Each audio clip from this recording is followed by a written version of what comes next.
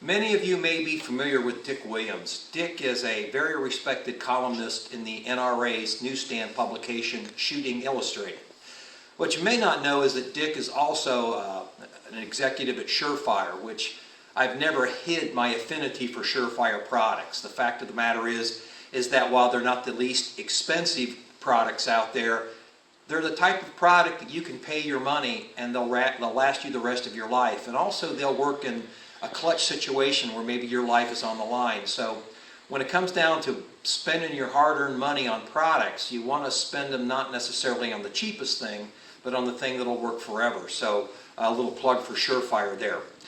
Dick recently interviewed me for his column in Shooting Illustrated in relationship to the Handgun Combatives training program I'm now trying to develop and get out there to the public.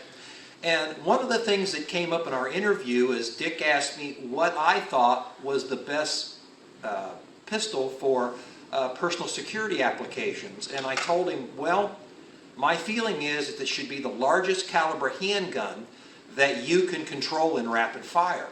And the question came up, well, what is rapid fire? Well, my feeling is that you ought to be able to get multiple hits in that 8-inch area high in the chest in 1/3 of a second per shot. If you take into account that generally the blink of an eye is measured at 0.32 seconds, the 1/3 of a second being 0.33, you ought to be able to get follow-up shots accurately in about the blink of an eye.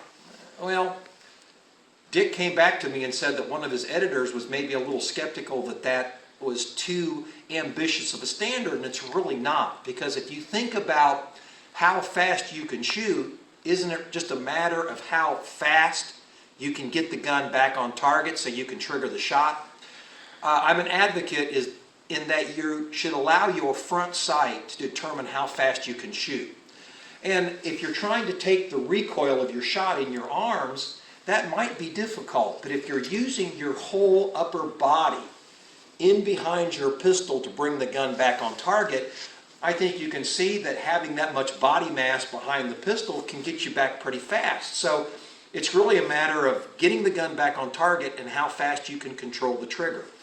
So what I'm going to do here in this next little demonstration is I'm just going to show you how fast you can accurately shoot a gun.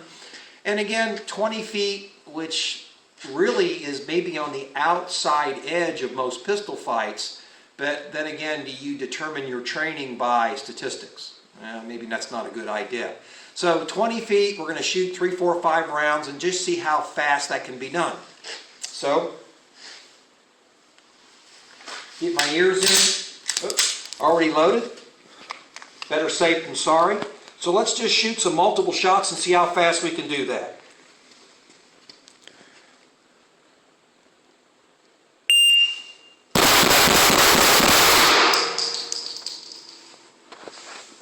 Okay, now that was 27, 24, 23, 25, 25. 1/4 of a second. Really nothing really fast. I let my front sight settle every time I did that. Let's take a look at our target.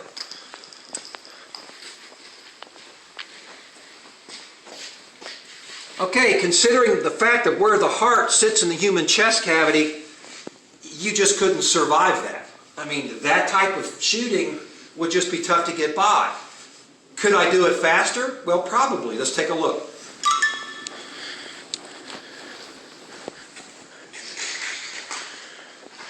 Okay. Once again, double checking. Setting up the timer.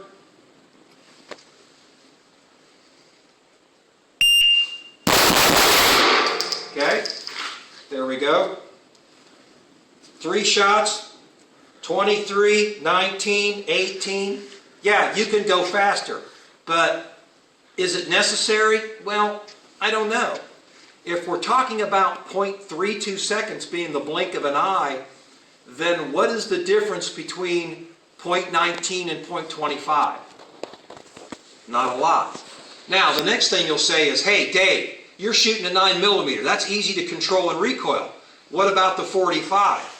Well, not really, because the 45, yeah, you've got a larger bullet, you've got more weight, but if you consider how much upper body mass that you could put behind that, it's really not as big a difference as you'd think. So let's take a look. And we'll just use this Colt Commander and see what it looks like. Setting up the timer.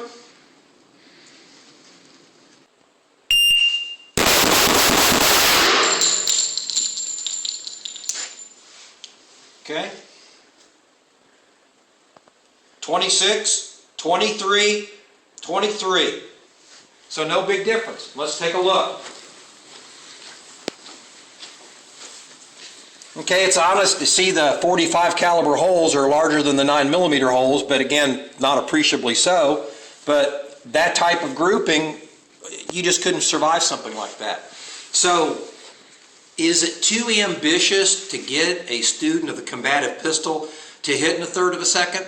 No, absolutely not. All it takes is proper instruction and some commitment to the task.